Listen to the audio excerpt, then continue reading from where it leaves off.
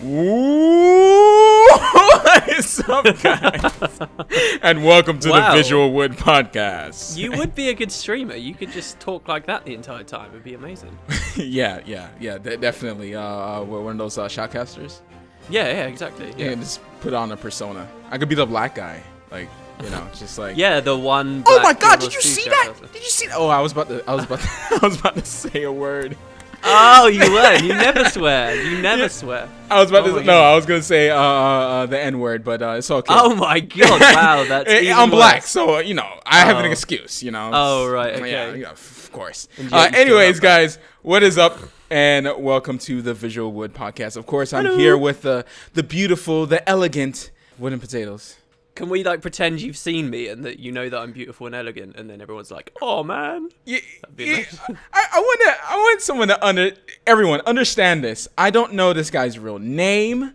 I don't know how he looks like. So if you think, "Oh yeah, Matt and Wooden Potatoes, we're friends. We're good friends." You think I would be able to, webcam like chat or something like God. that? See his cat, see his dog, say hello? No. Cat? No. I do have a dog. You do have a dog. Oh, you have a dog. See, I learned something new every. You already knew nice I had little a dog bit because we did a video once where my dog was barking like outside. Remember? Oh yeah, that's right. And your dog keeps talking and talking and barking. Yeah. I mean, not talking. Your dog doesn't talk.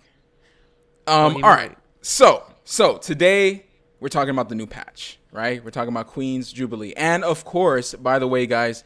All the questions that you leave down below, we're going to have like a section of the video where we actually talk, or podcast, should I say. Yeah, because, we weren't clear about that last time, but this is sort of a Q&A thing as well at the same time, right? Right, exactly. So it's like half us talking about Guild Wars 2, whatever it is, very casual, and then half us answering your questions. So we're going to start. Oh, by the way, guys, it's okay that you listen to the video, not actually watch it. You don't have to. But they're gonna be scared that you've like hidden, you've like edited something in somewhere, like you just hide something, and then people want to watch the whole thing just to catch that one moment where you put whatever it is in. Yeah, that's what videos are like. They just pop stuff up, and you're like, oh, that's okay, all right.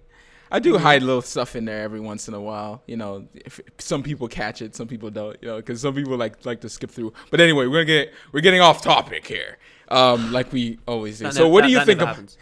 It never happens, especially with our videos. Queen's Jubilee. What did you think? What do you think about the overall patch? I mean, it's kind of hard overall, but I mean, in terms of PvE, I think just the champion change. Its implementation is a little bit wonky. Like, what I really would have liked is if the skins that came from those champion boxes were, like, insanely rare. Now, some of them are worth a lot of money just because the skins look awesome. But there's also a lot of things dropping out of those at the moment that the skins don't look very good, the stats aren't very good, the sigil on them isn't very good, and they're kind of common too. If ArenaNet had made, like, all of them at least super rare, then, rare enough to withstand against Zergs, and the Zergs are people getting them all the time, then that would have added massive incentive for all of the every champion in the game, because you get a different type of box for each champion, right? Right. But in general, I think it's been amazing. Oh my God, like, I was in awe. I did Melandry the other day, and for the first time ever, I saw the King Ooze event nearby as you're, like, walking from Meddler's Waypoint up to the Melandry Shrine, and I was like, wow, dude, let's kill this thing. And the guildies I was playing with, we went and we actually killed it. And then there was a champion giant there too. And I was like, wow, let's kill this. It's crazy, man. There's like all kinds of different areas you can be farming and stuff. And the fact at the same time they added the Crown Pavilion too at the same time with just massive farming. Right. I feel like there's a bazillion, million, trillion things to do in PvE right now and a lot of it comes down to just those champion boxes. It's crazy cool. It really is. They definitely did well with the champion boxes. Definitely. Because, now people have an incentive to really kill a boss that's out in the world. And especially you see that a lot in Queensdale. You ever seen those groups in Queensdale always killing that troll that, I don't know, he appears like every 10 minutes or so or less. Yeah. Queensdale's kind of funny because even before the champion boxes, people were farming the champions in Queenstown because the champions there are tied to events. So people liked to do that. Like for group events, super easy to do in Queenstown. For regular events every day, super easy to do in Queenstown. And it's a champion kill, so hey, whatever. It's a shame though, but the dragons don't count for a champion loot boxes, Yeah. which is kind of weird, isn't it? Because right now, for me, the dragons are just not worth my time, really, unless you're getting that daily chest. Well, other than that, it's like, whatever. I mean, the Shatter and Tequatl, I think people will still do because they're pretty easy. They're not like the Claw is, okay, you have to wait a certain amount of time. You've got to wait to get them out of phase 1 and then into phase 2. There's a lot of just intrinsic time it takes to kill the Claw.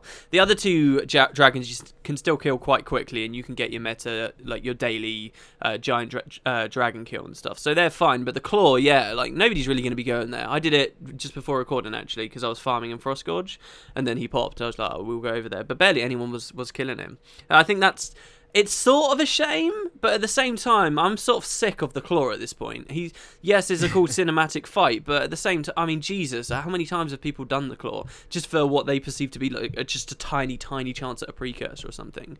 It's like, no, screw it. So I'm kind of happy. I feel like the Claw has had his day.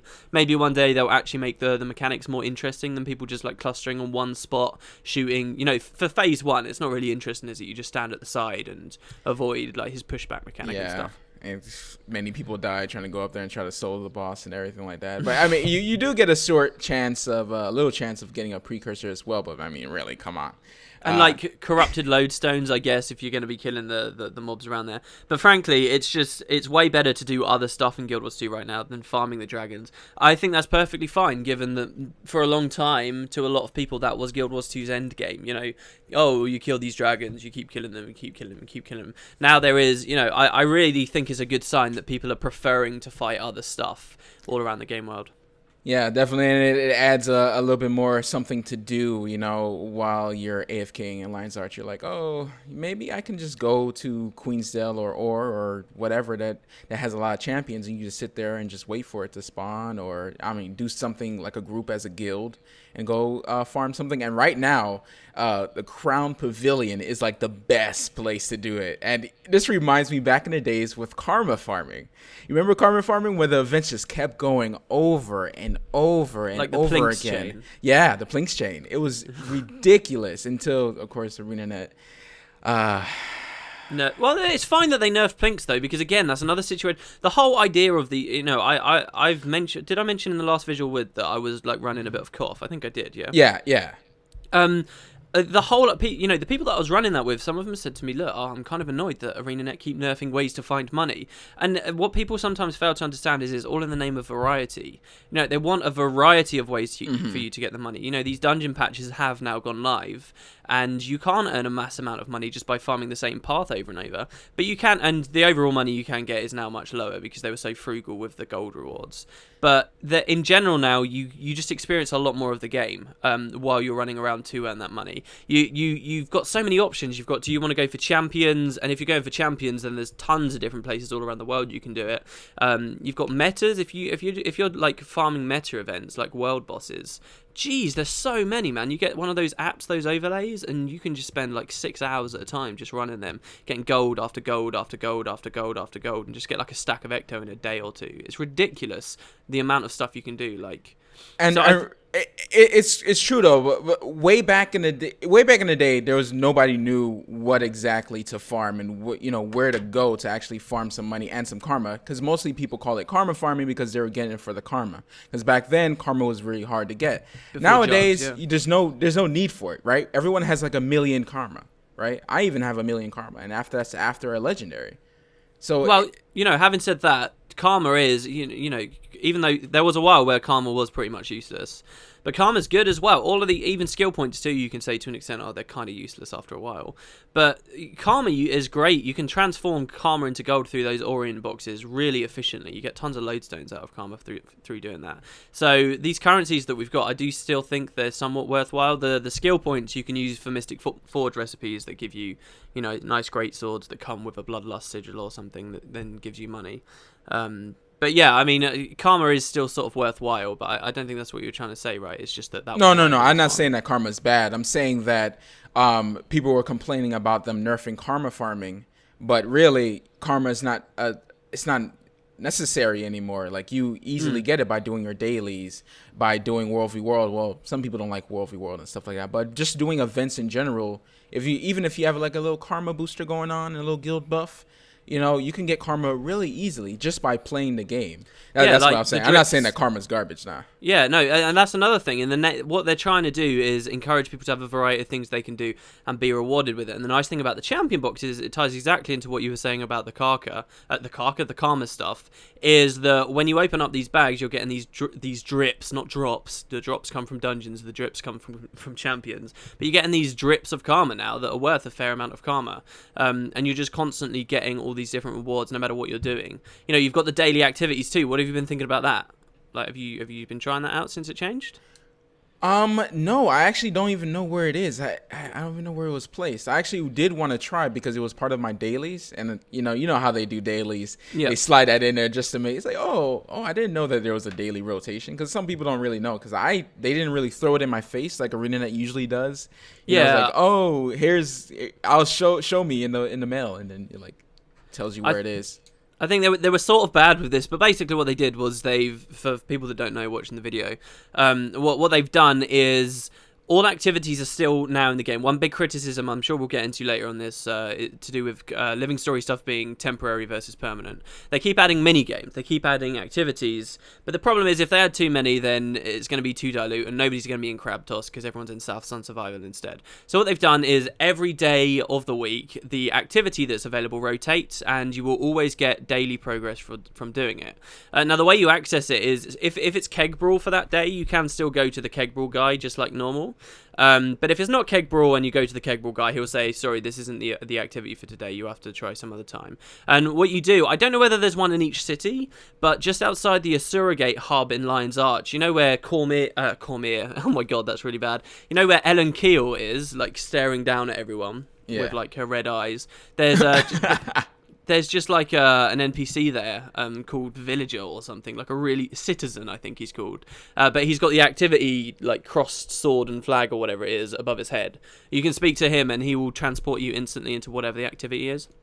So today it's Sanctum Sprint, and you get to go back to the Bazaar of the Four Winds, even though it's been disabled out of the game. But you get to go there to do Sanctum Sprint, and you just do it by talking to this guy. But what's cool about it is, well, number one, people are encouraged to do the activities through their daily, but it ties into ArenaNet trying to make you feel rewarded no matter what you're doing. Every time you do, first of all, there's tons of achievement points you can get from those, like absolutely loads of achievement points, because they reset all of the tracks. Like, you know how you could do Sanctum Sprint when it was a part of the Bazaar of the Four Winds? You know, it had loads of achievements? Yeah. Now, if you do it again, you can get those achievements again, sort of as a permanent part of the game, and they're much longer, and there's a lot more sort of tiers to them. So now it's, while it was Bazaar of the Four Winds, it was like place first once or something.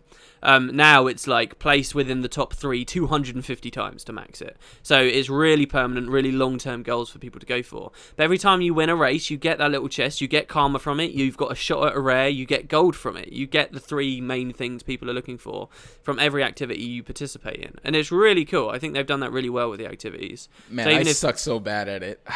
I'm so terrible. Sprint? Yeah, I'm so bad at it. It's like Mario Kart, but I'm good at Mario Kart, but not at this. I'm not very good at either. The entire time, what did you have to do? You had to play like 25, I think, when it was part of the Bazaar of the Four Winds.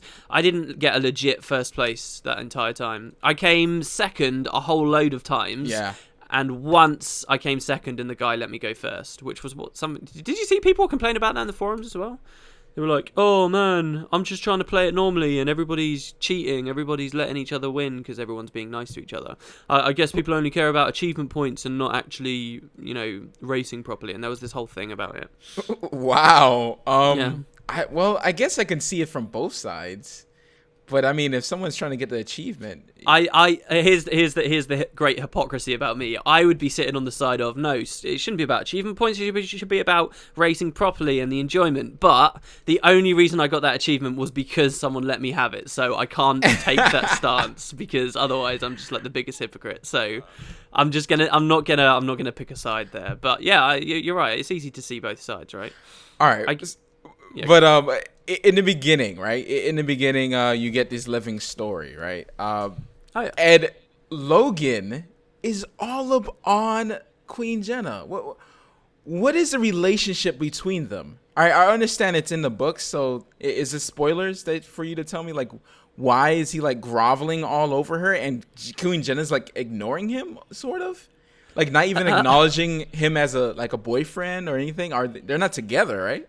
No. She's just sort of always strung him along. It's kind of funny like that. There was before even the second novel came out, and kind of we got a lot more insight into this. There was a lot of talk about how and this could still be the case. There are legitimate people out there in the community who don't really like Jenna because she's a mesmerite, and she could, in theory, just be sort of using her mesmery magics to pull one over on Logan. Like, quite seriously, using that to sort of put Logan in her pocket.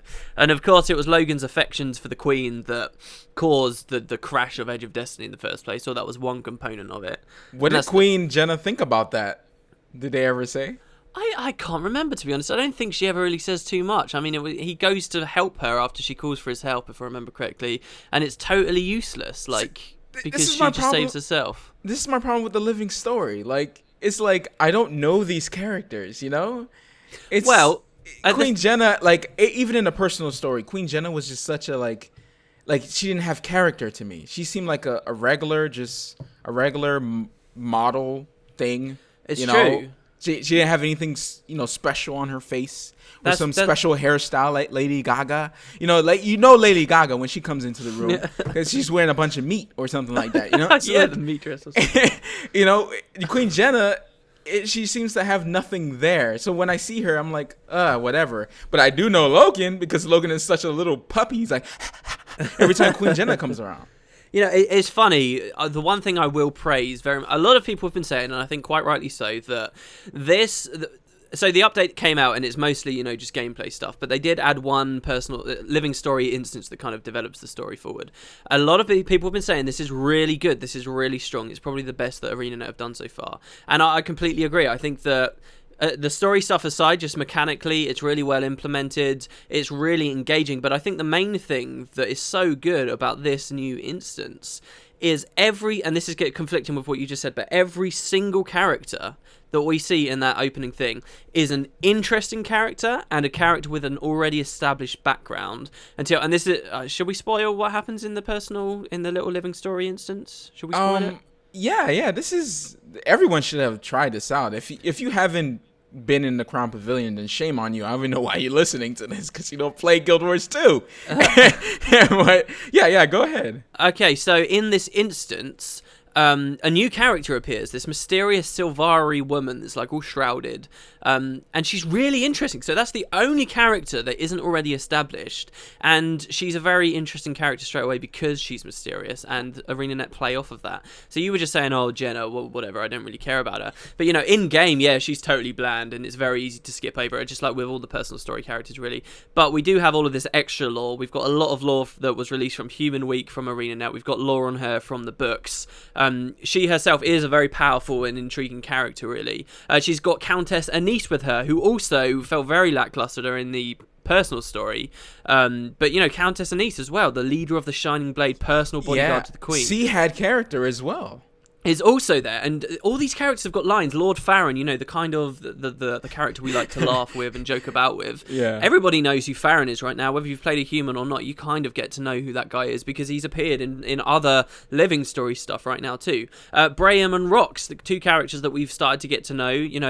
Not everybody will have caught all the little details because they keep updating. Like, you could keep going back to Braham through all of these recent living story things and just catching a little bit more about his life, and you could watch Rox name her devourer Frostbite and stuff, and not everyone will have picked up on that, but everybody sort of knows who they are now if they played the Flame and Frost stuff. So you've got this awesome cast, this brilliant cast of all these characters that we already know, that are already established, and for the first time for me, I was like, wow, the living story, man, this is cool. And it didn't even touch on a lot of the mysteries that we know the living story set up to. It's small too. It's only just a little clip. That's it. Yeah. I mean, how long are you in there for? 10 minutes or something? Yeah. But it's really... And something happened that, usually doesn't happen in living story, very cliche, right?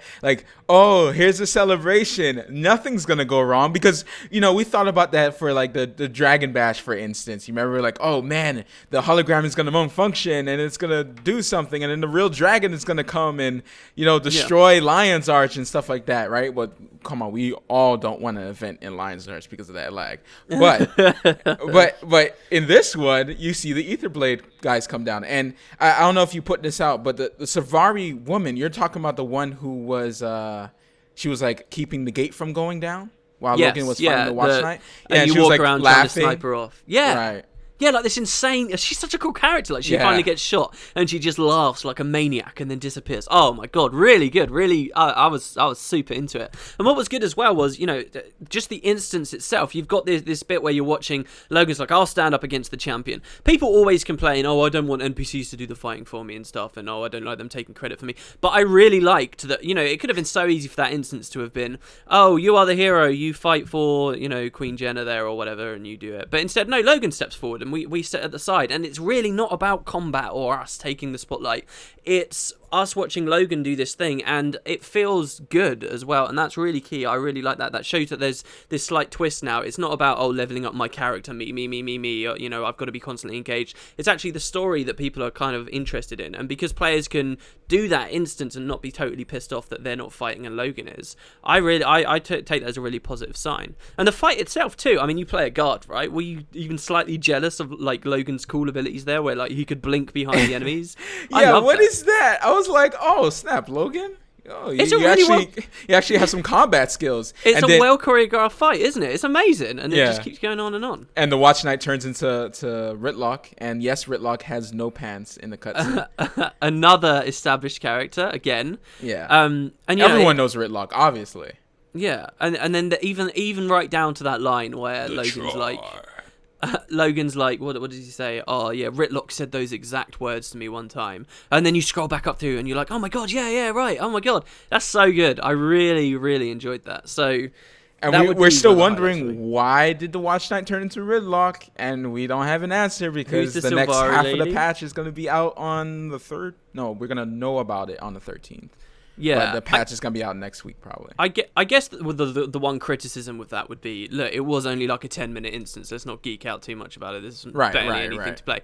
But on the other hand, I would take an actually well thought out, well polished, not excuse plotty instance like that does deliver the story well. ArenaNet have always struggled. They've written good stories, but they deliver them terribly. This delivers the story well, and you know what? I will take that. I'll take 10 good minutes over 20 minutes of fixing signs. Do you know what I mean? And then maybe finding a corpse of a guy that maybe was killed by a dredge. That beginning living story left a bad taste in everyone's mouth. So many people were just like, oh, the living story, you're fixing signs, it sucks, you know? It's a shame. It's gotten so much better since then. It was a while ago now, but I was watching one of the TGS podcasts or Polaris podcasts or whatever. I remember Jesse Cox was talking about how, hey, Guild Wars 2's kind of cool because it's not got a subscription fee, and he jumps in every now and then. And everyone was like, oh, has it actually got content going into it? You know, people that just have no idea. And he was like, yeah, but it's just fixing signs. And I was like, it sort of breaks your heart a little bit because it's like, man, it's really not like that anymore. But people are going to hear that and just be, oh, man, totally put off. What's going to change that is YouTubers. First of all, like that's what's going to change that, and plus an expansion to get people to look at Guild Wars 2, right? You look at it again, yeah. They need to look at it again and say, oh, okay, so there's some cool stuff going into Guild Wars 2. Let me try it. And then when they actually get in, and you know, as soon as they get in, there's an event going on, and they're like, whoa, there's always something happening in this world. I can get invested into this. Yeah, that's exactly what's gonna happen. But I think they need that expansion because your average Joe isn't gonna want to sit about for 2 minutes while you explain to him what the living story is in contrast to an expansion. I think you just they need to put out at least one expansion. If they put out one expansion that, when people go and experience it, living world stuff is going on at the same time as it, parallel to it, that would be much better, because you can't convince the average guy that's not even played the game once why the living story is good, because it's not really complicated, but it's more complicated than people are prepared to listen to and prepared to risk their purchase of, you know. Not that Guild Wars 2 is a very high risk because it's sub-free, it's got no subscription fee, but whatever. Right, exactly. Account wallet. I mean, this is gonna be short. We love it, right? Obviously. Yeah, it's pretty good. There's a lot of stuff that, like, some people have been like, oh, why aren't my pristine relics in there? Why isn't this obscure? Right, exactly. And I don't know. I'm happy that I got more bank space, and it's pretty cool. I did an Honor of the Waves just before we record, and I was like, oh, yeah, look at that. My ticket tokens go directly into it. It's cool. I find it's really interesting that Karma, right? Karma started as this very character bound thing. It was, everything you only get Karma on that one character. You can't put Karma in the bank. Any item you ever buy with Karma comes out soulbound. It's sort of rewards you get for Karma are rewards that you got on that character, a mark of what that character did, which taps into this whole, you need a stack of obsidian shards for your gift of mastery and stuff. And now, Karma's like done a complete 180, basically. It's not the same kind of thing at all. Karma, obviously, in its original implementation was kind of rubbish. And now it's sort of, Karma is account bound, and it's totally different. And I wouldn't be surprised to see if maybe those items that you buy should eventually become account bound too, rather than just soul bound. I mean, for me, I love the idea of Karma being account bound, and I think a lot of things should be account bound, especially my legendary, for instance. I know people would disagree with me, but like, if I spend so much time on getting a weapon, I don't want it to be soul bound on me. I don't, and I totally hate the whole skin system with the transmutation stones and everything like that. I think it should be like DC Universe and what's another game? Lord of the Rings, where you have the skin, you can automatically equip it, and you can balance the game towards that goal. But of course, I'm probably not going to have that. It's funny, we did a PvP video as well where I was showing you the locker and stuff. Right. What I've always liked about the locker in PvP is it's never soulbound, it's account bound. So if I ever buy a skin in the gem store or something and I'm like, okay, what do I want to use this for PvE or PvP? I nearly always pick PvP, because if I go PvE, I'm going to bind that to a single character and then I can never move it to someone else. If I do it for PvP, then it just goes in my locker and it can be on any character at any point in time. I run a very low risk of ever losing it or deleting it, and it's just there. It's like a proper account unlock if you go on the PvP side, but on PvE it's sort of soulbound. And yeah, I think you're right. The thing that really irks me the most is like people who don't understand why I'm so aggravated about town clothes and the whole transmutation stone thing. When you get a weapon that you like, right? And you have it on the stats that you want, right? And as exotic, for instance, an exotic sword, right? And you have the stats, you have an expensive rune on it, you're ready to go, right? And then you're like, all right, you know what? I'm going to put a skin on it. Oh, I like this skin a lot. Very rare skin. You put it in, there it is. That's your sword, right? Now, what happens when Super Adventure Box comes out and then there's another skin? And that 8-bit fire sword? What if that comes out, right? And you bought a skin from Queen's Jubilee, right? That costs you 7 gold. What's going to happen then? What, are you going to make another exotic sword? Oh, yeah, that's going to cost a lot of money. It's going to have... I do think to an extent that that's just sort of a part of working for your skins. I don't know about that. I think that if they continue, that they shouldn't stop adding new skins, for example. No. That's not what I'm saying. I'm saying that they should remove the transmutation system out, right? This is my opinion, right? Yeah, no, Move it out. Move it out because it's annoying. And guess what? Like you can't use your any of your skins on any other character once you bind it, like you said before. If you want to use the same stats, you're gonna have to remove the skin that's already on the sword, right? I think hold up, and if you get another sword, right? If you decide to get another sword because of you don't want to replace that skin, you have to put it in your bank, and then guess what? No bank space. Right, yeah. Which they're actually increasing. No, on the idea of transmutation, I think to an extent they probably agree, because have you seen that people have been data mining for the next patch? There's a lot of stuff to do with transmutation. Loads of new items for transmuting are coming out, like specific items that allow you to just recover an upgrade and all kinds of stuff that just completely extends and overhauls to an extent, I guess, the transmutation system. I don't know whether it will be quite as extensive as, oh hey, there's basically no more idea of a soulbound item sort of thing. But, they are doing that. I do think that they're very... transmutation as it currently stands, where just the fine transmutation stones only at level 8 is very, very restrictive at the moment, like in terms of how much it costs to swap your skins around and stuff freely. So it'll be nice to see what their changes do there to alleviate that. But I mean, I've had a lot of those stones for a long time, so I feel I'm sort of okay, because like I just farmed the Mad King dungeon like ages and ages and ages and just got loads, and I still haven't run out. But, yeah. All right, so the other thing is the Crown Pavilion, right? And of course the arena. For the Crown Pavilion, you farm legendaries, you get lots of loot. They did nerf it, by the way. They took out all the champions. Yeah, it was. I never got to play it. Oh, you did it? I never got to play it before the nerf. Everyone was saying to me. Everyone in my guild was like, "Dude, this is crazy. This is insane." I was like, "How insane is that?" They're like tier 6 mats everywhere, absolutely everywhere. I'm like, "Come on, that can't be true." And one person even said it was likely in its original implementation that if you just farmed flat out for as long as it's in the game, you could probably get a full stack of every tier 6 mat just on your own, easily farm it all up. I don't know how true that was, but yeah, by the time I started, apparently it was a load of champion centaurs were just all over the place, and then they just removed the champ centaurs, and now they're just for a couple hours, I had over 100 loot bags. That's ridiculous. It was insane, and I loved it.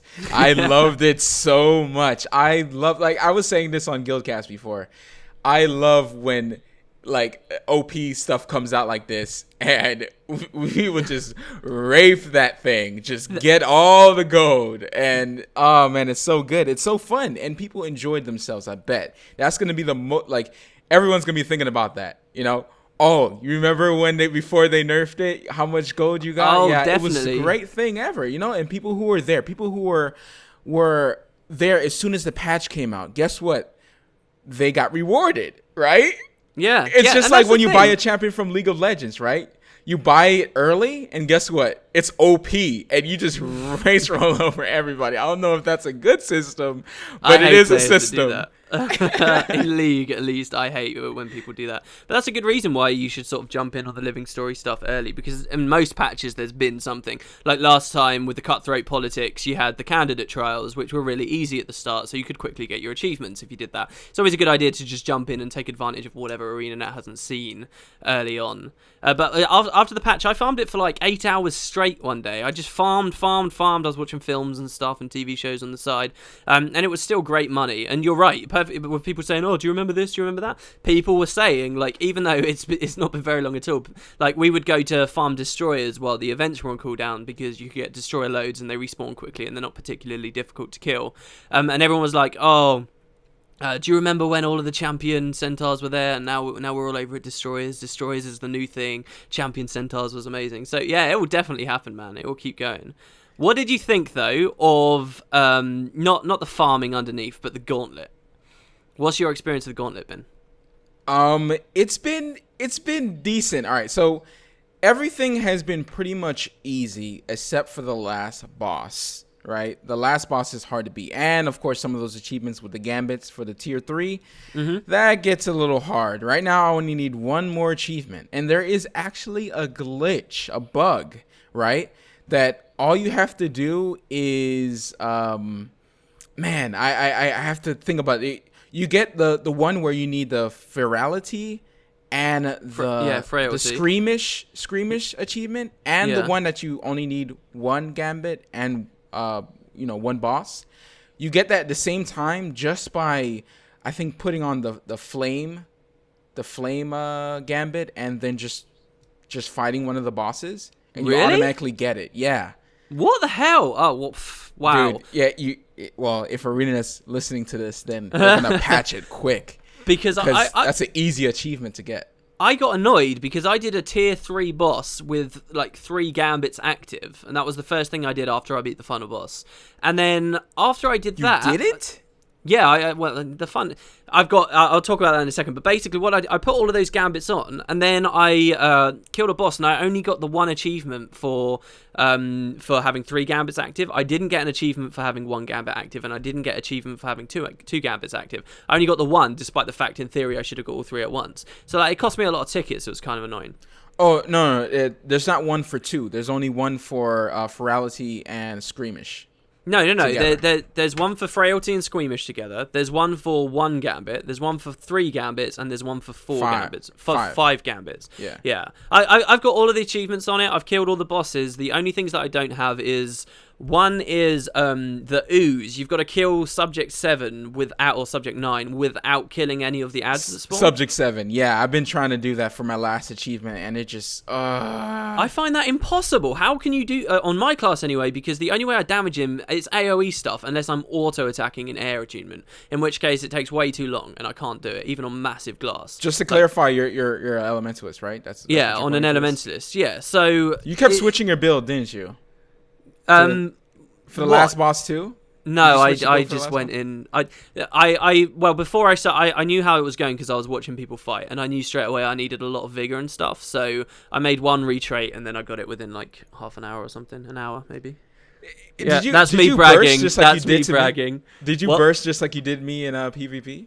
When I finally got a vulnerable, but she didn't die from that. She got like 30% of her health down from that. Dang! Oh my gosh, I still need to level up my elementalist. I need to because you guys do everything. I don't know about that. There's a lot of stuff we don't get. We don't get any. Well, it's a totally different topic. There's a lot of boons and condis and just not every that we don't get. If you guys can do everything, then you guys will just be unbalanced. But yeah, like. Every class has its own thing, but definitely I want to show the elements of this. Ellie, they have said in like their state of the game articles and stuff, or interviews and streams and videos that go up on YouTube, they have basically said that they, at least in terms for PvP balance, Elementalist is sort of the bit of everything class, but it doesn't necessarily excel in one thing, or it shouldn't really. Right. It does excel in some things, particularly Sustain it excels in, but that's sort of by the by. But yeah, so are you telling me... Yeah, so I can't get the ooze one. I just can't do it because he just dies. I think there's something weird about the spawning. If somebody just tried the final boss before you tried the ooze will spawn on top of the subject instead of around it. That happened many times to my guildies, and it was funny. It's so funny. They're playing the last boss with a bunch of oozes around the whole thing. Yeah, right? So that's... And the other one I haven't got is the 8 orbs. Have you done 8 orbs? Oh, no, dude. No, I haven't even defeated the last boss. I've been trying, and it's just hard. I don't know what it is. I've gotten close, but yeah, I by the time I when you just figure out, I guess the thing is in her second stage, the AoEs. In the first stage, the AoEs sort of come down sort of semi-randomly, but in the second stage, they always come down as like massive X's across the map. So if you're sort of kiting clockwise in a circle, sort of in the middle of the arena, in like a perfect circle around in the middle, you can easily kite all of her massive AoEs all the time because you can just find the spaces between that X, those large like triangles that she's going to miss with her AoE, and then it literally is a simple solution of just running in a circle while auto attacking her at range, and then as soon as an orb spawns, you just one shot the orb, and that's it. The visions will never get you. You should never run out of vigor. You barely have to dodge. If you kite in the right way, you barely have to dodge, honestly. As soon as I nailed that, I was done with it. It was pretty simple. Seems classes who excel in conditions and range really did a good job. I've seen like a lot NG. I've seen I don't think you can melee that last boss. I'd like to see someone melee. No, someone did. And dude, this guy defeated her in a minute. A minute? How's that possible? You can't. This is how it's possible. Okay, so it's a warrior, right? Yeah. All right, you know where this is going. So he did, and he kited all the visions into the little circle thing, and then he takes the orbs and throws it in her face, whatever, until the darkness goes off, right? Until those buffs comes off. As soon as she was off, he ran up to her, breathed on her, and she died. Really? 100 blades her to death. It was amazing. I was like, what? No wonder everyone plays warriors, because they do this much damage. Warriors are like the highest DPS. It is pretty crazy. She doesn't have that much health. Really, she doesn't. It's just if you've got just enough sustain or ability to survive her auto attacks before you drop the darkness off, you can jump her and do a lot of damage. Definitely you can. And then it's just, for me, I couldn't down her like that instantly, and then it was just kiting in circles while auto attacking, and she dropped. The thing with that's not anything. Killing the boss, honestly, is not anything. The really hard thing is those 8 orbs. 8 orbs. You run out of time so quickly. The floor will just open on you. Or the main problem with the orbs is you have to stop to pick it up. And ArenaNet, cheeky buggers that they are, they make you have to stop to throw it as well. So all this kiting in a circle I'm talking about, it's so hard to do that with the orbs. Because first of all, you can't really even kite in a circle because you've got to be kiting towards the void still, which just makes it so much harder with the AoEs coming down. And then beyond that, you've got to stop, and the visions are going to get you as you stop to pick up the orb. The visions are going to get you as you stop to throw it at her. And oh my god, it's just insane. 8 orbs is crazy. I would love to see that, actually. I haven't really tried it since I beat her, but that's like the last one I need with the use. It's great though, right? I mean, I love the gauntlet. I didn't really throw that out there. I love the gauntlet. I love everything down. Same. Even though it's long queues, I love the fact that while you're in there, you've got people watching you, and it gets the adrenaline going. I think that's the best part. I think it was fine. It was never an issue that it was a long queue for me. At least for me. I don't know if some people are very high populated servers, but you're always in the overflow, and most of the people are downstairs farming the legendaries, right? And you have like 5 arenas, I think, or 4. It might have been 4 arenas. And you can just sit there and watch your friends die. It's amazing. It's so good. And you can help them kind of do the bosses. You remember the sniper boss? You can actually help them dodge. Like, oh, he's aiming at you. Roll, roll, roll. So it's interactive experience, man. It's kind of funny as well, because my first reaction, when you die in there, you get defeated, and it's going to take a long while to waypoint back. My first reaction to that was like, that's a really dick move. Why don't they just bring you back alive? But that is such a handy, cool little thing for them to have done, because on the surface it does look horrible.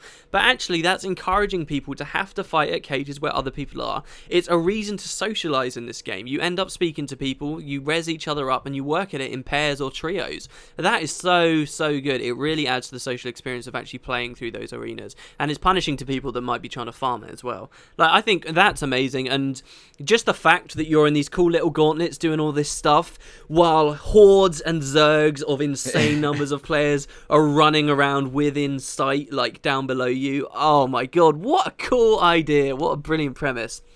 I love it. I love the gauntlets so much. It's and we come to the part where it's sad that it's not permanent. Now, a lot of people have been complaining about this, like, oh, it's still not permanent content, right? And now more than ever, people want this to be permanent because of the money, because it's a perfect place to farm. It converges everyone who wants to make money, right, or get events done, stuff like that, all into one place. Tier 6 mats, skins, everything. And the place is cool looking, even though there's a lot of FPS lag. By the way, that they need a fix. It's amazing. But no, I'm not in favor of having that permanent. That would be dumb to me, because it's in the name of variety. You leave that there permanently in the game, that's all people are ever going to do. It might look cool, but hey, the Jade Maw looks cool. Who cares about how that looks after their 500th fractal run? Nobody cares. If they leave that in there permanently with the rewards as they're currently scaled, they are screwing over a ton of the rest of the game, because everybody's just zerging around in there.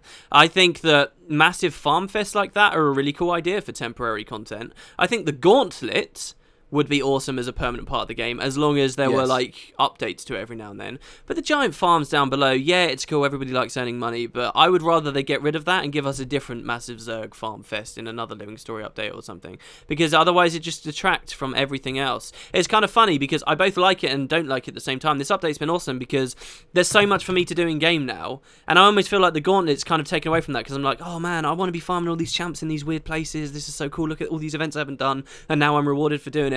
But then I'm like, but I'd be getting more money in the gauntlet, in the Queen's Pavilion, sorry, if I went back there. I'd be getting more money there. So eventually, in my opinion, I'm happy that that's going. But the gauntlet should stay, definitely.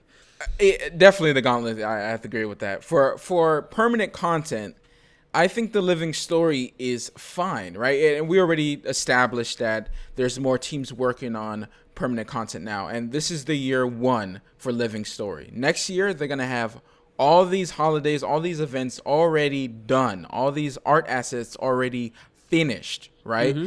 They're going to be able to work longer on permanent content that goes in, right? Mm-hmm. You have to give them kind of time to get to that. And it's not like, for me personally, I don't like the Living Story, but they also give a lot of new features that really change the game, like the champion loot. Everyone praises the champion loot, the account wallet, the solo queue. They're adding things in. It may not be PvE content that you want. You may not be like some epic story or some epic dungeon to go do. I mean, but really, if the Super Adventure Box was here the whole time and it was permanent content because they listened to you, how good would it be? If the Clock Tower was here for the whole time, no one would be in Clock Tower. No one would care.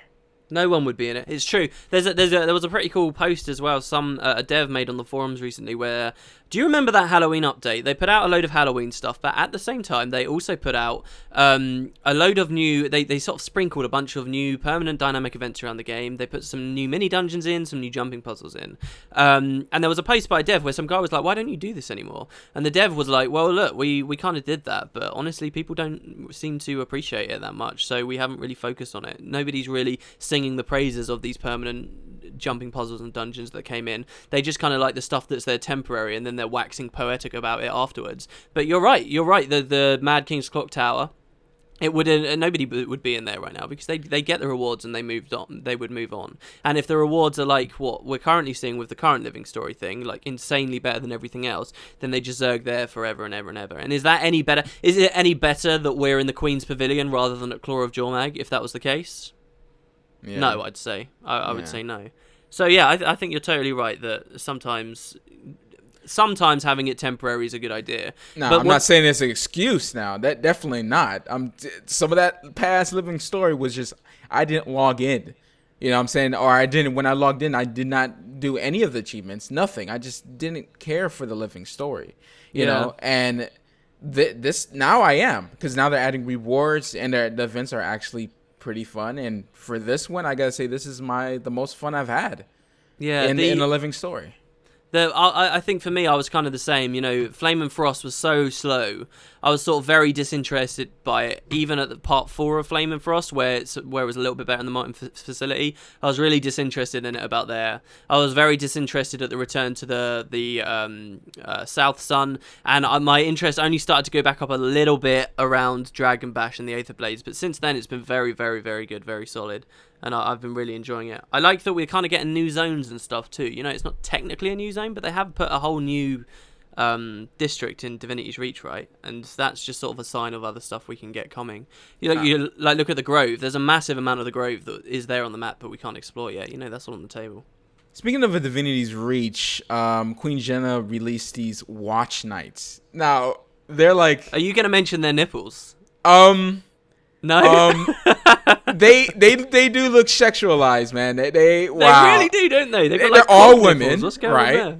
And I don't know. I see Queen Jenna, and she seems so uptight and like powerful and stuff. It's like, oh, you know, us girls rule everything, and I'm gonna make this robot in our image. It's because she's gonna have a nice buttocks. It's because all the powerful, uptight women are like just kinky as all hell. That's what it is. Queen Jenna is no exception. Actually, it would be Countess Anise, wouldn't it? Oh no. I guess it is Jenna because she says that in the and her assistant is Snippy too. So it's just like, wow. I like that. That's what you took away from it. I really do. And hold on, don't you think? I made this joke before. The watch nights are gonna be like Function, and there's gonna be like apocalypse like Terminator, and Hobo Robo will be king. Well, hold on, didn't they already do a Terminator? there's a massive Terminator thing legit in the game somewhere. Can't remember what it is. Something is like a massive reference to Terminator. Oh, it was a Guild Wars 1 thing, not a Guild Wars 2 thing. Yes, I think you're right, Matt. I think they will.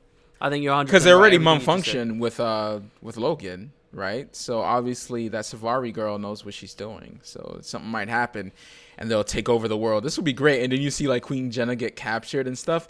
Make it as cliche as you want, as long as it's epic, okay? And you go with Logan in some dungeon or some instance, and you fight your way through to get to Queen Jenna, and you're fighting a bunch of watch knights that, you know, turn into a whole bunch of stuff. I don't know, turn into a huge quaggin that gets bigger as you hit them. I don't know, they're just like those, you know, all those cool stuff they can do with a watch knight. And the watch knight dungeon, if they do come up with a watch knight dungeon, I think it will be pretty cool. It's stuff that, I mean, you're talking about that really short term as well, right? I mean, that could happen in the next 2 weeks. Right, and then they can, if it's good, they'll put it in the Fractal dungeon. Has there been much official news about that, by the way? What's coming out on the next patch? Nope. They haven't teased anything from what I've seen. I watched the dev stream just in case they might have teased a little something, but nope. So on the 13th, that's when it's gonna come out, and we'll take a look at it. Hopefully it's a juicy one as well. Like I tend to judge it by the picture. Yeah. And I judged the Queen Jubilee by the picture, and I was like, oh, man, this is going to be a stupid patch. This is going to be a dumb patch. And it ended up being one of my favorites. Right, I was like, man, I want to celebrate Queen Jenna and humanity. Man, whatever. I'm a Norn, man. Whatever. We came from the Kodan, son. We came from bears. That's pretty good knowledge there. Yeah. So, but, yeah, it ended up pretty good. So I see this, and I see a red balloon, and I'm like, and confetti and stuff. Yeah. All right, guys, time for the viewer questions. And if you want your question to be on the next video, go ahead and leave it down in the comments below, so it could be, some interactiveness. I might start answering some in the questions too, like I did last time. Actually in the comments, but we'll see. Okay, should we just jump straight in? Yeah, do it. Okay. So the first question, Matt picked these. I'm just reading them out. Is from Oblivious33, who says, hello Matt, WP. I recently did again the Arar story dungeon, and I couldn't help but notice there's a point of interest called the Dragon's Lair, or something on that line that you can't reach, at least not on my knowledge. I tried to jump down the ship, but I always end up falling through the world. What are your thoughts on that? Do you want to go first? Yeah, go ahead, because you're the lore guy. Okay, well, this isn't so much lore. This is pretty interesting, though. This is the reason why a lot of people think that the final dungeon is eventually going to have, like, a redo, and we might actually find Zaitan is still alive. Like, the idea being, once you finish the story, then you're going to go down into the Dragon's Lair. I think it's probably an artifact of... I think originally they probably wanted us to be on the airship fighting Zaitan, and then we'd blast him off, and then story would actually end down there on the ground fighting him mano a mano. I think that's what they were originally hoping for, like a proper fight, 5 versus him with our regular skills. Right, just like Shatterer and all that. Yeah, and now it's just sort of left. You can see in a lot of these dungeons there's points of interest and stuff that are really hard to get to or almost impossible to get to, that just sort of left over from old paths maybe that they were designing, or things that just never made it into the game. Most of the dungeons have got a lot of big redundant stuff. I don't think that it was ArenaNet putting a waypoint in there to hint at people that maybe we'd be able to fight Zaitan again towards the end. That would be sort of a shame.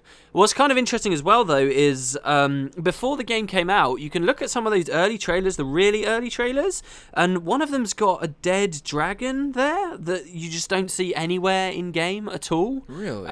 Yeah, and like the camera pans like through its mouth. When I remember first ever watching that trailer and thinking, oh man, is that going to be like the entrance to a dungeon or something? But like cool. There's a lot of references to like Zaitan's body. I believe as well when the game first launched, the map for Arar, or before the game launched I think this was, there was a map for the Arar dungeon, but it had a giant, because I was going to do a whole video on this once, right? There was a giant, it was basically a map of the Arar dungeon area, but Zaitan's body was just like layered over it, like there was a massive corpse of an elder dragon on top, and that map, and then eventually like that body was removed after the game launched, or just as the game launched or something, and you could no longer data mine it out, but it's still out there online and you can look at it. There's all these weird little pieces of the puzzle that suggest that they were going to do something much more grand with the Zaitan ending fight, and of course we got what we got, which we complained about last episode. Right, yeah. We mentioned that of course they say that they didn't have enough time at the end of the development and they just kind of cut it short. And to really look at some of these dungeons have like, like I think we mentioned this last time, a lot of stuff that's just not used. Like there's one where in Ascalon Catacombs where there's like a jumping puzzle, and I've actually gone on top of Ascalon Catacombs and walked around. There's one where the other one I couldn't remember the name. Cardicus's Manor. Yeah, that one with the ceiling cat in the back and all that stuff. I did an Easter egg video on that. There's a lot of stuff like that. So I wouldn't say that there's nothing and there's no reason for it to be there. I definitely think that's probably like an unfinished part, maybe. Well, here's the question. Basically, it's definitely an unfinished thing. But here's the question: is it an artifact of something we'll never see, or is it something ArenaNet will go back to at some point? I think they're working on something for the Ara dungeon. I wonder if it's going to be story or explorable, but they're working on something for the Ara dungeon. So we are going to see something for it. I guarantee that. I think they're going to nuke the whole dungeon. Oh, yeah? And just redo it?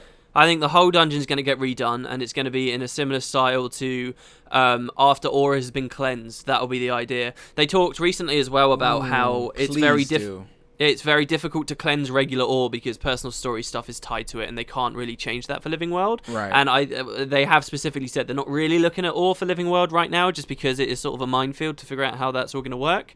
My assumption, though, is that this is what, if I was working there, I'd be like, look, you've got some cool stuff. You've got all these amazing place names and points of interest and interesting things, and it just falls flat because actually, to be fair, Ara looks awesome with like that giant archways and stuff. The place does look cool.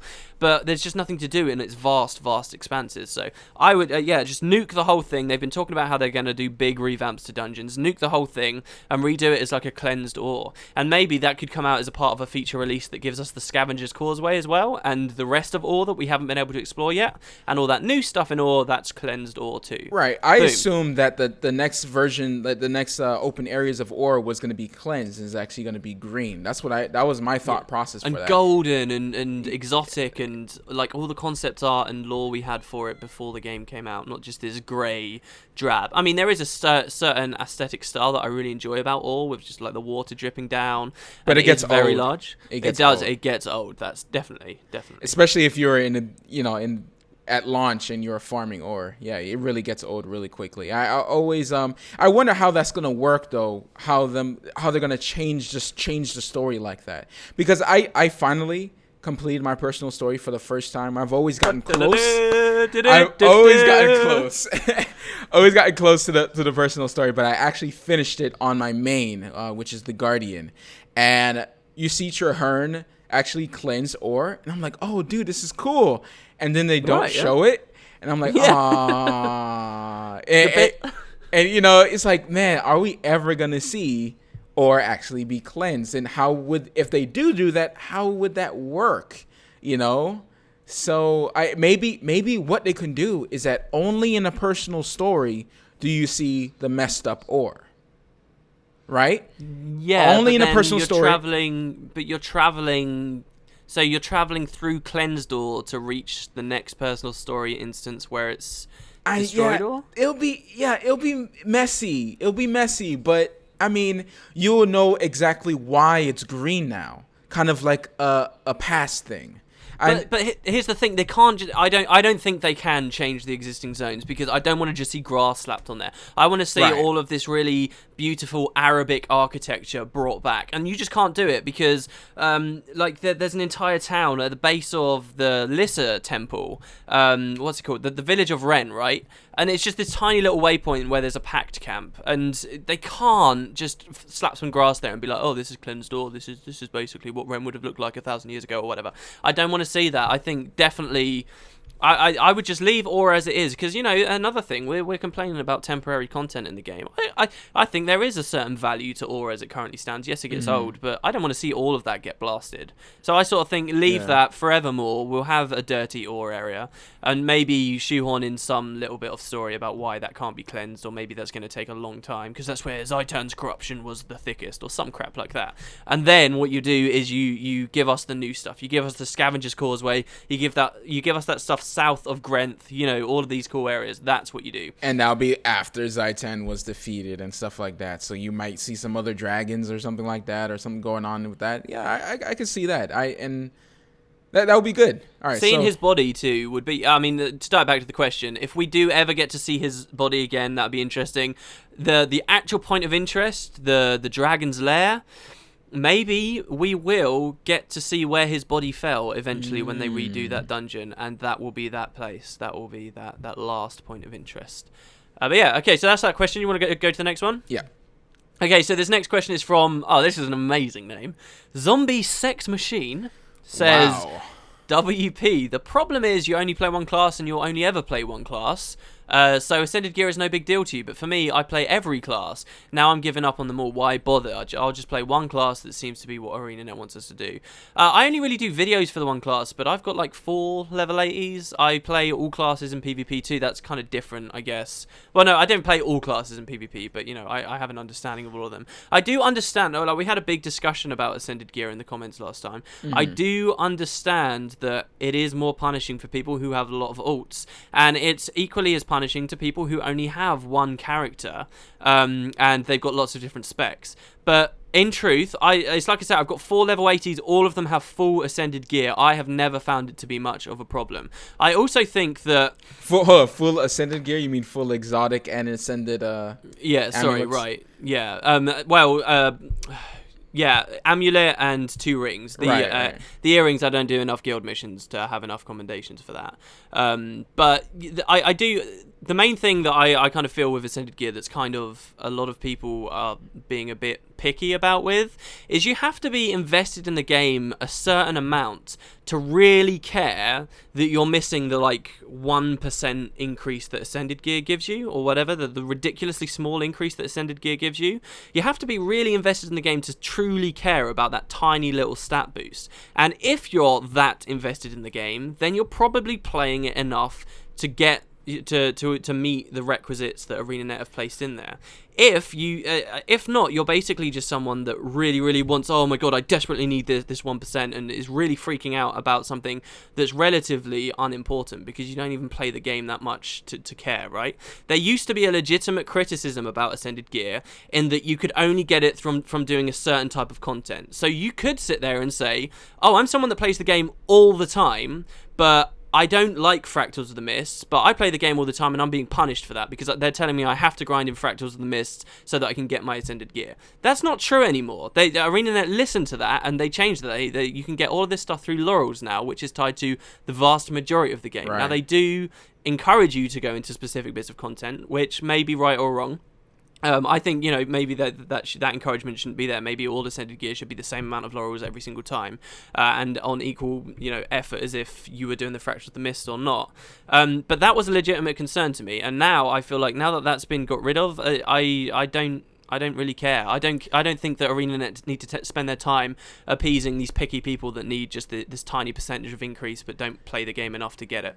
And you know, I'm quite elitist about that, but that's kind of my opinion. The question is though, is Ascended Gear gonna be a treadmill? Like why is Ascended Gear the last armor that they're gonna create? Like, people assume that there's gonna be an armor every like year or so. I haven't heard anything about that yet. I don't think it's necessary. I mean, there's a question about Ascended Gear, but not necessarily on the treadmill topic. It's just about how it punishes people with lots of ults, really. Right. And, you know, you've got to consider as well, if you've got 8 ults... But hold up, if you have 8 ults, then, you know, just like when the rings and the amulets came out, right, for this and this stuff, when time passes by, you have something to spend your money on and getting those Ascended Gear. You don't have to get it right away, and you don't have to get it because it's not much of a difference. But people who really want their character to be the best of the best and have the best armor, they're going to go for that. That's for something for those guys, you know, and... the character that you play most of the time, maybe some people play multiple characters a day. I can understand that, but it's not, you're not going to be not viable anymore. You're dividing your time amongst those multiple people too, so there's less time that you would be enjoying that Ascended Gear in the first place. I really think it's a legitimate concern. It's kind of lame, but that's all it is. It's not a massive thing. It's not something to cause huge discussions over. It's a tiny thing that at the end of the day, when you're in there playing the game, it doesn't really matter. The only other legitimate concern that could come from this would be if there was a massive gear check culture in the game and you can do anything without having Ascended Gear, but that is patently untrue. You can do most of the stuff that earns you tons of money in this game with Masterwork gear. Why? Because it's running around in huge Zergs right now in the Queen's Pavilion or wherever. All you have to do is auto-attack things, and your specific stats really come very little into it. So I really don't subscribe to these any outcry to do with Ascended gear. I think that yes, it's not a perfect ideal situation, but nothing is perfect and ideal and makes everybody happy. This is a pretty solid thing that gives people something to work for consistently across multiple characters. Should they be playing multiple characters? Just before we move on to the next question, like for me, I like Ascended gear. I have to agree with you on that. Like I don't see really the trouble there. I mean, yes, if it becomes sort of a treadmill, I can see that going on. But if it's something that basically like it's just a higher tier, you don't have to rush to get it. You know, you don't have to. You don't have to. Like, you eventually get gear eventually. You know, like it's something to work for. If you get it right away, then what's the point of the game? If you could get a legendary right away, then what that satisfaction would be, you know, when putting all those like stuff in the Mystic Forge and then finally ramming it right up that toilet and finally getting a sunrise. That it wouldn't be you know, there won't be any satisfaction with that. So yeah. I think you're right. I mean, it's a tricky topic, and you know, I know straight away people are very strongly opinionated on it. You know, I would have just said that stuff, and people would have probably been typing comments before I finished what I was saying because they think they've got some loophole or something. At the end of the day, you do have to just accept that people have different opinions on what makes the game good and bad. I don't think this ruins the game at all because it is such a minor statistical increment, and really, it constantly comes back to you have to have a certain amount of investment to really care about it in the first place. So yeah, that's kind of my views. If people leave comments about it, we can look at it next time, and I'll probably be responding in the comments too, as far as it goes. Next question. Hold on, let me actually pull it up. You got some real hardballs in here, dude. Yeah, man. I was expecting, why does Ritlock have no pants? That's what I was expecting. Okay, the next... There was a lot of them in there. A lot. The next one is Mini Lincoln. That's also a cool name, just to look at, I guess. If hardcore players need something to aim for to keep playing, why does it have to be stat increases? And if there can never be any gear checks and elitism related to that, why would those stat increases be even remotely important to those players? Okay, so really that's two questions. So the first one, why does it have to be stat increases that people are aiming for? It doesn't have to be stat increases, and I think ArenaNet accepts that it doesn't have to be stat increases either. They've already announced that they're going to be giving us new traits, new skills and things to work for. And that's the best thing ever. And now in the loot bags, you actually get the skill points as well to get the traits as well. Yeah, here's the thing. You can have that lateral progression too, but you can't go fully either way. Guild Wars 1 tried to go fully on just the horizontal progression instead of vertical. No stat increases, nothing like that. We're just going to keep giving you new skills and new this. And do you know what happens? It becomes a mess. Every single game type, like for example, you look at all the different PvP game types that they ended up adding. They all started conflicting with one another. ArenaNet had thousands of skills in the first game that they themselves could they couldn't keep up with. People were creating all these massive overpowered builds all over the place, and that were incredibly strong in one specific niche of the game, but incredibly weak in many other areas of the game. Like, it just scales out of control massively. And there is, and that aside, the more important point about why too much horizontal progression is bad is people don't get to enjoy the fruits of all of it. Look at card games, right? Even if you have 1,000 skills, people are going to just stop. Looking at Guild Wars 2, sorry. Even if you have 1,000 skills in the game, people aren't going to look at most of them. They're only going to go for what is widely accepted to be the best. And that provides a massive barrier of entry to a lot of new players. This is why build websites are so strong. And this is why everybody just looks for certain gear so that they know that they're running the right thing and they don't have to think about it for themselves. The more of that horizontal stuff you add, the harder, the steeper the learning curve becomes for players, and the more chance is that you're going to be paired up with terrible people who are running, you know, completely out of date stuff.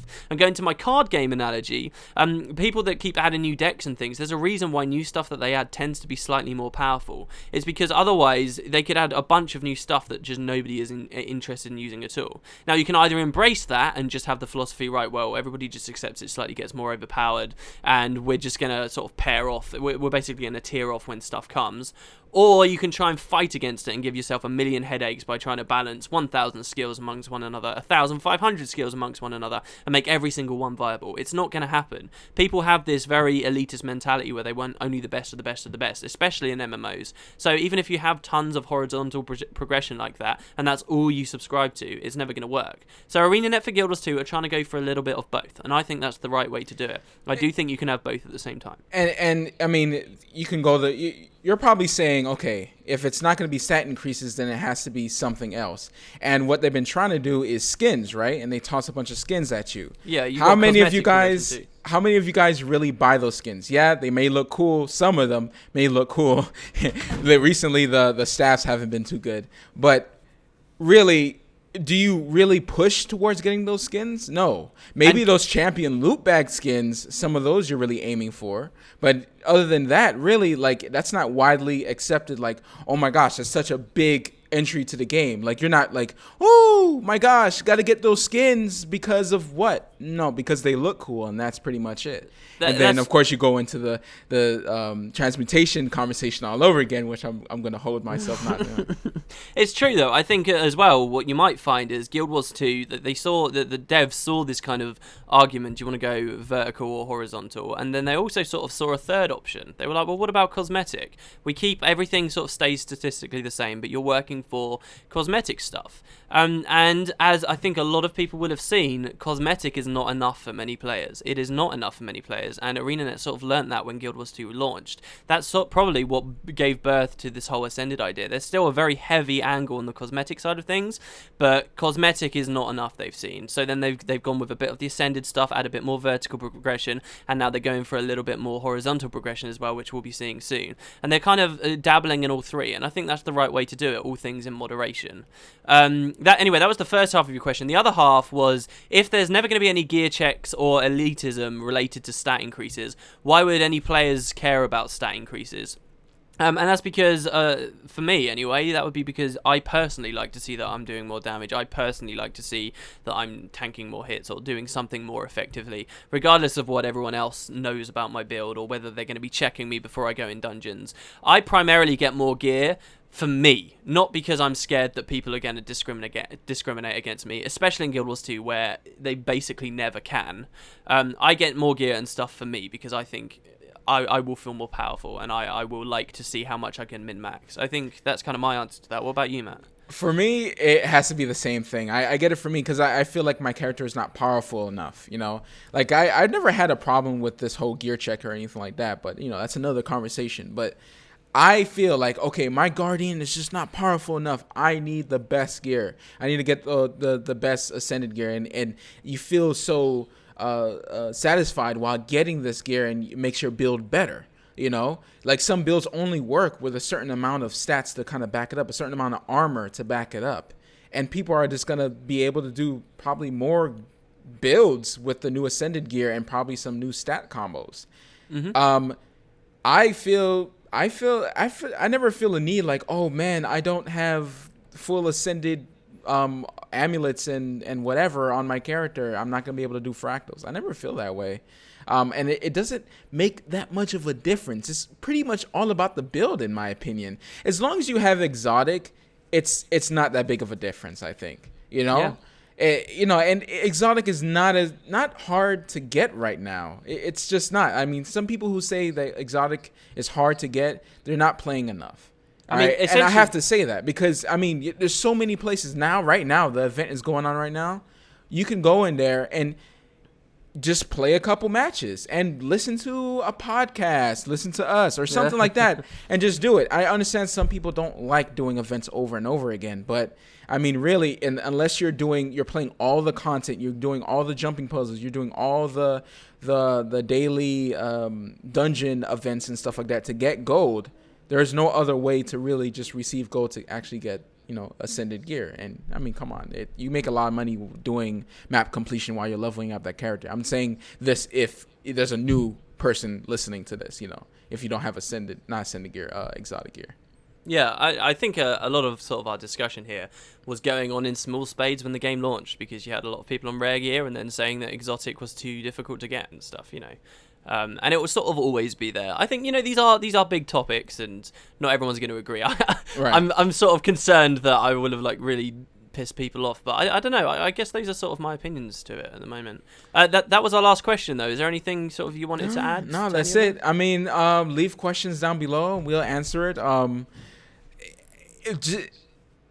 Guys, we love you. All right, so we're gonna say our opinions. Sometimes we'll agree with each other. Sometimes we'll disagree with each other. Sometimes you guys will disagree with us, and that is fine. That is totally fine. We're not here It's not fine. Everyone needs the same opinion. This is the internet. What are you talking about? Exactly. Also, you know what? One more question. You talked about multiple guilds, and I know a lot of people will disagree with me with this. Guilds. I think I don't like the multi-guild system. Why? It's not that I hate it. Let me get that clear. I don't hate it. But I think there's a good sense of loyalty when someone is representing your guild only.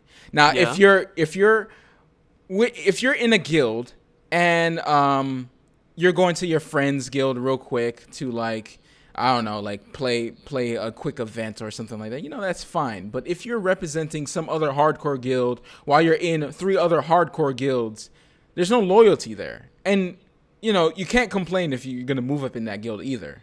By the way. Well, but if you're in hardcore guild culture, then maybe loyalty isn't what those hardcore players are asking for. Those people don't care about guild loyalty. The people in those circles generally, I would say, care about being a part of communities where they can get good dungeon groups and good runs, and it's about the money rather than community. Right, and they just swap between each guilds looking for a dungeon run. And to join those guilds, I would expect there's sort of an understanding on the guild leader's part as well as my own that this is sort of what people are here for. We're here to farm for a dungeon. I joined a cough farming guild, and none of them are expecting me to rep all the time because they didn't make that guild for that. Then none of them are in that guild for that. They're there to make money, and if you're in those kind of hardcore guilds, then fine. I think a guild is just a social circle, man, and I spend some time, if there's all my family... There's 2 sides to it, definitely. Yeah. It's 2 sides to it. On one half, if that guild is aiming for a community, then that guild would want someone to be loyal, right? If another guild is aiming just for a list of players, basically, not even a guild anymore. You shouldn't even call it a guild anymore. It's just a list of players that are online that want to do a dungeon run are all in this guild, and you can see them while they're online, even though they're not representing, and just whisper them, all right, you want to join a dungeon run or something like that, then that's fine. That's that. But for the serious guilds, you get all these people that come in and then it's a problem. It's oh, why are you representing this other guild? And especially when they're with you, roaming around and they're representing another guild. There's 2 sides. I don't care about repping at all. For me, for example, if I was a guild leader and I had a guild of loads of different people, and there was one dude in my, there are 2 people, right? One of them never reps me, but is constantly on my vent and constantly chatting with me, and I know the guy really well. Mm-hmm. And the other guy is always repping me, but I've never said 2 words to him. I'm not gonna care. I don't care either way. I don't care if that person that I've never spoke to stops repping because I don't know him anyway. He's in my guild, but whatever. I might eventually kick him if I need space, but whatever. And the guy that I'm always speaking to, I don't care that he's repping someone else because he's still in a lot of contact with me. He still plays the game with me, and I mean, unless you really care about influence, then I don't care. I that's sort of my opinion. I'm so easygoing with that because it's repping is just such a tiny little part of the game. That the guild is still, whether they're representing or not, it's the guild, being a part of my guild is still useful to see when they're online and where they are and how they're doing with their achievement points and whatever else. So it's still the guild roster still functions in the right way whether they're repping me or not. But I don't know. I'm not a guild leader. I never really. And by the way, something not off topic but on topic, sort of. Last seen online, that needs to be implemented. A lot of guild stuff needs to be put into the game. Dude. Seriously, I need to kick some people who haven't been online in a while. And all right, so that's the questions. We're done. Okay. And by the way, This is called the VisualWood podcast. We decided to kind of keep the VisualWood. You know, someone was saying, "Oh, visual potatoes" or something like that, but it doesn't roll off the tongue like VisualWood. Yeah. VisualWood just makes it all come together. You know. There was another version. I think Matt's potatoes. I think it was or something. Matt and potatoes. Yeah. Something like that. Yeah. Someone said Matt and potatoes of Guild Wars. Wooden Matt, something like that. I don't know. We'll go with VisualWood. That's just weird. No. Wooden Matt. Wooden Matt. Wood. Yeah. Like a wooden mat on the floor, like a mat, like when you walk in and you dust off your feet. Oh, geez. Wow. Yeah, I didn't even think of that. And it could just be a big mat on the thumbnail. You could just do that. There you go. No. Today in Wooden Matt, we're looking at the hot action, latest news in the Matt community. Hot action. This one says, "Welcome to our house." This one says, "Welcome to our home." Which do you decide? $2.50 per hour. Anyways, guys, I hope you guys enjoyed the video. Anything else we should mention? I'm good, man. We also do we also do the daily deal with each other. By the way, guys, if you guys want to check out more content with me and him playing with each other. That's over on my channel, and it's totally above board. No matter what he just made that sound like. Mm-hmm. We've been playing some horror stuff recently. Actually, at the time of filming this, I think the last horror episode will have been up, and we'll be doing some other games as well. But yeah, the daily deal, we do that every day. So yeah. Yeah. We'll see you guys next time, right? We will. Right? Bye. Next time, if I'm not dead, because you killed me because I said something mean to your subscribers. Anyways, guys, I hope you guys enjoyed the video. If you did, give me a like, share with your friends, leave a comment, say what's up in the comment section below. And stay wooden. Visual? Wooden? Visual? Visual. I totally broke that. Wow. Oh man, our outros are always so messy. That's the best thing.